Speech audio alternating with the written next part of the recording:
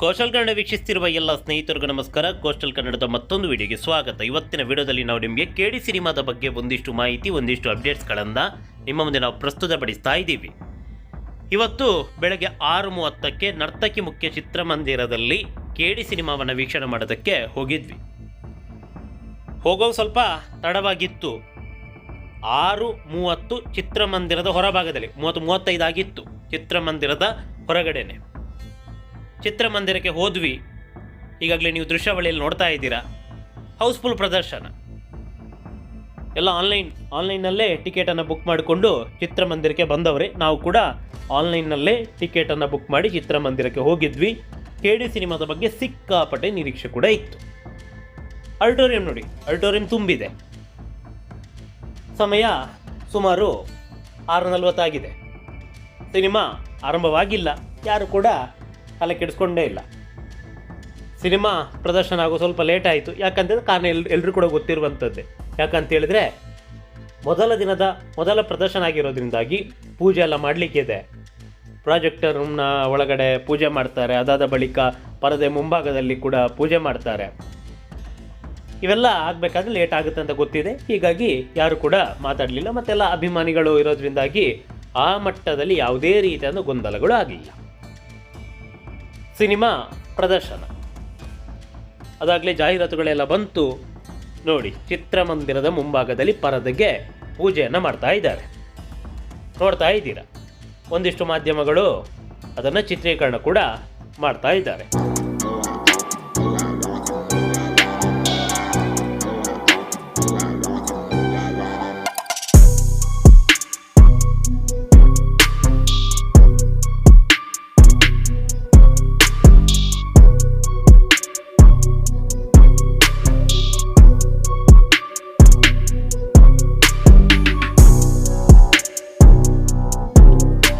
Cinema ಯಾವ ರೀತಿಯಾಗಿತ್ತು, ಯಾವ ರೀತಿಯ ಸಂಭ್ರಮ ಚಿತ್ರಮಂದಿರದಲ್ಲಿ ಇತ್ತು, ಇದನ್ನು ಕೇಳಿದರೆ ಯಾವ ರೀತಿಯ ಸಂಭ್ರಮಾಚರಣೆ ಇತ್ತು ಅಂತ ಕೇಳಿದರೆ ಈಗಾಗಲೇ ದೃಶ್ಯಾವಳಿಯಲ್ಲಿ ನೀವು ನೋಡ್ತಾ ಇದ್ದೀರಾ.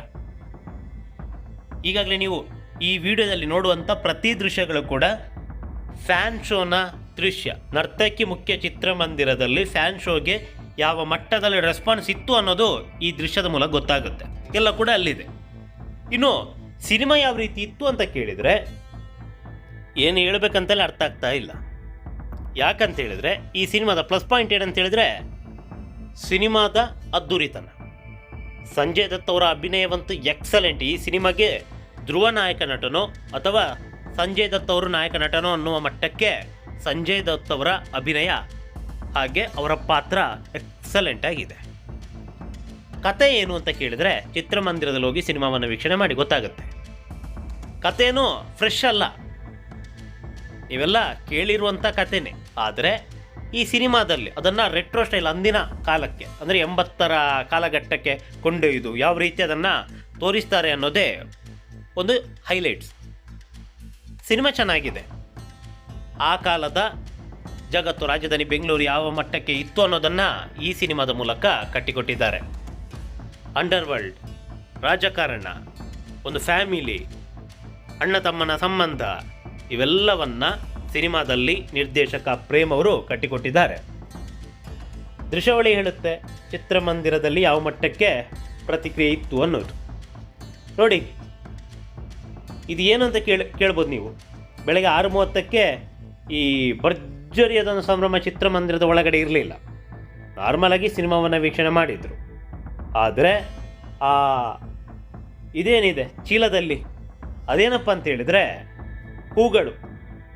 ಅದು ಈ 10 ಗಂಟೆಯ ಪ್ರದರ್ಶನ ಇದೆಯಲ್ಲ, ಆ ಪ್ರದರ್ಶನ ತಂದಿಟ್ಟಿರೋದು ಹೂವನ್ನು ಎರಚೋಕೆ.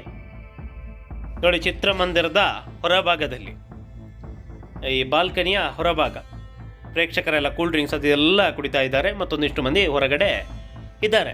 ಮಾಧ್ಯಮದವರು ಕೂಡ ಇದ್ದಾರೆ. ಮಾಧ್ಯಮದವರಿಗಿಂತ ಹೆಚ್ಚಾಗಿ ಸಾಮಾಜಿಕ ಜಾಲತಾಣ, ಸೋಷಿಯಲ್ ಮೀಡಿಯಾದಲ್ಲಿ ಅವರೇ ಇರೋದು, ಯೂಟ್ಯೂಬರ್ಸು ಇವರೆಲ್ಲ ಇರಲಿ. ಈಗ ನಾವು ಸಿನಿಮಾದ ಬಗ್ಗೆ ಹೇಳೋದಾದರೆ, ಸಿನಿಮಾ ಅಂತೂ ಒಂದು ವಿಭಿನ್ನವಾಗಿದೆ. ತುಂಬಾ ಎಕ್ಸ್ಟ್ರಾಡಿನರಿ ಅಂತ ಕೇಳಿದರೆ ಅಲ್ಲ. ಸಿನಿಮಾದ ಮೇಕಿಂಗ್ ಅಂತೂ ಅತ್ಯದ್ಭುತ, ಪ್ರತಿಯೊಬ್ಬರ ಅಭಿನಯ ಅಂತೂ ಅತ್ಯದ್ಭುತ. ರಮೇಶ್ ಅರವಿಂದ್ ಅವರ ಅಭಿನಯ ಅಂತೂ ಸೂಪರು. ಆದರೆ ನೆಗೆಟಿವಿಟಿ ಏನು? ನೆಗೆಟಿವಿಟಿ ಇದೆ. ನಾಯಕ ನಟಿಯವರ ಅಭಿನಯ ಸ್ವಲ್ಪ ಜಾಸ್ತಿ ಆಯಿತು ಅಂತ ಅನಿಸುತ್ತೆ. ಅದಕ್ಕೆ ತಕ್ಕಂತೆ ಧ್ರುವ ಸರ್ಜಾ ಅವರ ಅಭಿನಯ ಕೂಡ. ಇನ್ನು ದ್ವಿತೀಯಾರ್ಧ ಅಂತೂ ಒಳ್ಳೆ ರಾಕೆಟ್ ಹೋದಂಗೆ ಹೋಗುತ್ತೆ. ಹಾಗಂತ ಸಿನಿಮಾದಲ್ಲಿ ಎಲ್ಲೂ ಕೂಡ ಬೋರ್ ಆಗಲ್ಲ, ಸಿನಿಮಾ ಅನ್ನೆಸಸರಿ ಅಂತ ಅನಿಸಲ್ಲ. ಆದರೆ ನಾಯಕ ನಟ ಹಾಗೆ ನಾಯಕ ನಟಿ ಇವರಿಬ್ಬರ ನಡುವೆ ನಡೆಯುವಂಥ ಸಂಭಾಷಣೆ ಏನಿದೆ ಅದು ತುಂಬ ಇರಿಟೇಷನ್ ಅಂತ ಅನಿಸುತ್ತೆ. ಬೋರ್ ಆಗಲ್ಲ, ಇರಿಟೇಷನ್ ಅಂತ ಅನಿಸುತ್ತೆ. ಅದಕ್ಕೆ ಸ್ವಲ್ಪ ಕತ್ತರಿ ಪ್ರಯೋಗ ಮಾಡ್ತಾ ಇದ್ದರೆ ಸಿನಿಮಾ ಮತ್ತಷ್ಟು ಗಟ್ಟಿತನದಿಂದ ಕೂಡಿರ್ತಿತ್ತು ಅನ್ನೋದು ನನ್ನ ಅಭಿಪ್ರಾಯ. ಇದು ಕೇವಲ ನನ್ನ ಅಭಿಪ್ರಾಯ ಅಷ್ಟೇ. ಹಾಗಂದ ಮಾತ್ರಕ್ಕೆ ಇದೇ ಸತ್ಯ, ಎಲ್ಲರೂ ಕೂಡ ಇದೇ ಥರ ಅನಿಸುತ್ತೆ ಅಂತಲ್ಲ. ಒಬ್ಬೊಬ್ಬರ ಅಭಿಪ್ರಾಯ ಒಂದೊಂದು ರೀತಿ ಇರುತ್ತೆ. ಇದು ನನ್ನ ಅಭಿಪ್ರಾಯ, ನಾನು ಹೇಳ್ತಾ ಇದ್ದೀನಿ. ಇನ್ನೊಬ್ಬರಿಗೆ ಅದೇ ಇಷ್ಟ ಆಗಿರ್ಬೋದೇನೋ ಗೊತ್ತಿಲ್ಲ. ಆದರೆ ನನಗಂತದು ಇಷ್ಟ ಆಗಲಿಲ್ಲ. ನಾಯಕ ನಟ ಮತ್ತು ನಾಯಕ ನಟಿಯವರ ಆ ಸಂಭಾಷಣೆಗಳು ಅದನ್ನು ಸ್ವಲ್ಪ ಏನೋ ಒಂಥರ ಓವರ್ ಅಂತ ಅನಿಸುತ್ತೆ. ನೀವು ಟ್ರೈಲರಲ್ಲಿ ನೋಡಿದ್ದೀರಾ, ಅದೇ ಮೊದಲ ಅರ್ಧ ಉದ್ದಕ್ಕೂ ಇದೆ. ಅದನ್ನು ಇಷ್ಟಪಟ್ಟವರಿಗೆ ಸಿನಿಮಾ ಅಂತೂ ಅತ್ಯದ್ಭುತವಾಗಿರುತ್ತೆ. ಆದರೆ ನನಗದು ಇಷ್ಟ ಆಗಲಿಲ್ಲ. ಹಾಗಂದ ಮಾತ್ರಕ್ಕೆ ಸಿನಿಮಾನೇ ಚೆನ್ನಾಗಿಲ್ವ ಅಂತ ಕೇಳಿದರೆ ಸಿನಿಮಾ ಚೆನ್ನಾಗಿದೆ, ಕೊಟ್ಟ ದುಡ್ಡಿಗೆ ಮೋಸ ಇಲ್ಲ, ಪಕ್ಕ ಎಂಟರ್ಟೈನ್ಮೆಂಟು, ಮ್ಯೂಸಿಕ್ ಅಂತೂ ಚಿಂದಿ, ಫೈಟ್ ಅಂತೆ ಎಕ್ಸ್ಟ್ರಾಡಿನರಿ. ಆದರೆ ಆ ಒಂದಿಷ್ಟು ಆ ಹೀರೋ ಮತ್ತು ಹೀರೋಯಿನ್ ಅವರ ಆ ಸಂಭಾಷಣೆ ಏನಿದೆ ಅದಕ್ಕೆ ಸ್ವಲ್ಪ ಕತ್ತರಿ ಪ್ರಯೋಗ ಮಾಡ್ತಾ ಇದ್ದರೆ ಸಿನಿಮಾ ಇನ್ನಷ್ಟು ಎಕ್ಸ್ಟ್ರಾಡಿನರಿ ಆಗ್ಬೋದಿತ್ತು.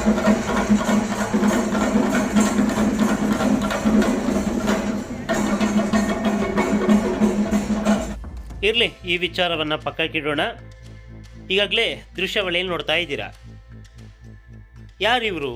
ಎಲ್ಲರೂ ಕೂಡ ಇವರಿಗೆ ಮುಗಿಬಿದ್ದಿದ್ದಾರೆ, ವಿಡಿಯೋ ಚಿತ್ರೀಕರಣ ಮಾಡ್ತಾರೆ. ಮತ್ತೊಂದು ಕಡೆಯಲ್ಲಿ ಇವರ ಜೊತೆ ಸೆಲ್ಫಿ ತೆಗೆದುಕೊಳ್ಳೋದಕ್ಕೆ ಎಲ್ಲ ಅಭಿಮಾನಿಗಳು, ಚಿತ್ರಪ್ರೇಮಿಗಳು ಬೀಳ್ತಿದ್ದಾರೆ. ಯಾರು ಇವರು ಅಂತ ಕೇಳಿದರೆ ಇವರು ಧ್ರುವ ಸರ್ಜಾ ಅವರ ವೈಫ್. ಒಂದು ಸಿನಿಮಾ ರಿಲೀಸ್ ಆಗುತ್ತೆ, ಬೆಳಗ್ಗೆ 6 ಗಂಟೆಯಿಂದಲೇ ಫ್ಯಾನ್ ಶೋ ಇರುತ್ತೆ. ಅದರಲ್ಲೂ ಈ ಫ್ಯಾನ್ ಶೋಗೆ ಮುಖ್ಯ ಚಿತ್ರಮಂದಿರಕ್ಕೆ ನಾಯಕ ನಟ ಧ್ರುವ ಸರ್ಜಾ ಅವರ ಹೆಂಡತಿ ಬರ್ತಾರಂತಾದರೆ ಇದು ಅವರ ಹೆಂಡತಿ ಪ್ರೇರಣೆ ಏನಿದ್ದಾರೆ ಅವರಿಗೆ ಸಿನಿಮಾದ ಮೇಲೆ ಇರುವಂತಹ ಪ್ರೀತಿ, ಹಾಗೆ ಧ್ರುವ ಸರ್ಜಾ ಅವರ ಮೇಲೆ ಇರುವಂತಹ ಒಂದು ಪ್ರೀತಿ ಜೊತೆಗೆ ಒಂದು ಡೆಡಿಕೇಶನ್ನ ತೋರಿಸುತ್ತೆ. ಅವ್ರಿಗೆ ಅಗತ್ಯ ಇರಲಿಲ್ಲ. ಅದು ಮುಖ್ಯ ಚಿತ್ರಮಂದಿರ, ಯಾವುದೋ ಒಂದು ಮಲ್ಟಿ ಸ್ಕ್ರೀನ್ ಚಿತ್ರಮಂದಿರಕ್ಕೆ ಹೋಗ್ಬೋದಿತ್ತು ಅದು ಪ್ರೇಕ್ಷಕರ ಒಂದು ರಿಯಾಕ್ಷನ್ ನೋಡೋದಕ್ಕೆ. ಆದರೆ ಅವರು ಆ ಥರ ಮಾಡಿಲ್ಲ. ಒಂದು ಸಿನಿಮಾದ ನಾಡಿ ಮಿಡಿತ ಗೊತ್ತಾಗೋದು ಇಲ್ಲಿ ಅಂತ ಹೇಳಿದ್ರೆ ಮುಖ್ಯ ಚಿತ್ರಮಂದಿರದಲ್ಲಿ, ಸಿಂಗಲ್ ಸ್ಕ್ರೀನ್ ಚಿತ್ರಮಂದಿರದಲ್ಲೇ. ಪ್ರೇಕ್ಷಕರು ಯಾವುದಕ್ಕೆ ಯಾವ ರೀತಿ ರಿಯಾಕ್ಟ್ ಆಗ್ತಾರೆ, ಯಾವುದನ್ನು ಸಂಭ್ರಮಿಸ್ತಾರೆ, ಯಾವುದನ್ನು ಇಷ್ಟಪಡಲ್ಲ, ಇವೆಲ್ಲ ಗೊತ್ತಾಗೋದು ಸಿಂಗಲ್ ಸ್ಕ್ರೀನ್ ಚಿತ್ರಮಂದಿರದಲ್ಲಿ. ಹೀಗಾಗಿ ಸಿನಿಮಾದ ಬಗ್ಗೆ ಕ್ರೇಜ್ ಇರುವವರು ಮುಖ್ಯ ಚಿತ್ರಮಂದಿರಕ್ಕೆ, ಅದರಲ್ಲೂ ಸಿಂಗಲ್ ಸ್ಕ್ರೀನ್ ಚಿತ್ರಮಂದಿರಕ್ಕೆ ಬಂದು ಸಿನಿಮಾವನ್ನು ವೀಕ್ಷಣೆ ಮಾಡ್ತಾರೆ. ಪ್ರೇರಣೆ ಅವರಿಗೆ ಪ್ರತಿಯೊಬ್ಬರು ಕೂಡ ಸಲಾಮ್ ಹೊಡಿಲೇಬೇಕು. ಅಷ್ಟಕ್ಕೂ ಈ ಸಿನಿಮಾವನ್ನು ಮೊದಲಾರ್ಧ ವೀಕ್ಷಣೆ ಮಾಡಿ ಪ್ರೇರಣೆ ಅವರು ಏನಂದರು ಒಮ್ಮೆ ಕೇಳ್ಕೊಂಬರೋಣ. ತುಂಬ ಚೆನ್ನಾಗಿ ಡೈರೆಕ್ಟ್ ಮಾಡಿದ್ದಾರೆ ಸಿನಿಮಾನ. ಸೊ ಅವ್ರು ಒಂದೊಂದು ಪಾತ್ರದಲ್ಲೂ ಅವರೇ ಇದ್ದಾರೆ. ಒಬ್ಬರು ಏನಾದರೂ ಧ್ರುವ ಅವರಾಗಿರ್ಬೋದು, ಯಾವುದಾದ್ರೂ ಬೇರೆ ಆ್ಯಕ್ಟರ್ ಆಗಿರ್ಬೋದು, ಯಾರು ಏನು ಆ್ಯಕ್ಟಿಂಗ್ ಮಾಡಿದ್ದಾರೆ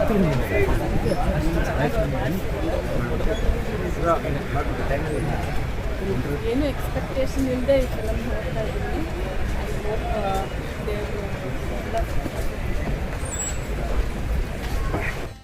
ಎಸ್, ಕೇಳಿದ್ರಲ್ಲ, ಇದು ಸಿನಿಮಾದ ಮೊದಲಾರ್ಧವನ್ನು ವೀಕ್ಷಣೆ ಮಾಡಿದಂತಹ ಪ್ರೇರಣಾ ಅವರು ಹೇಳಿದಂತಹ ಮಾತು.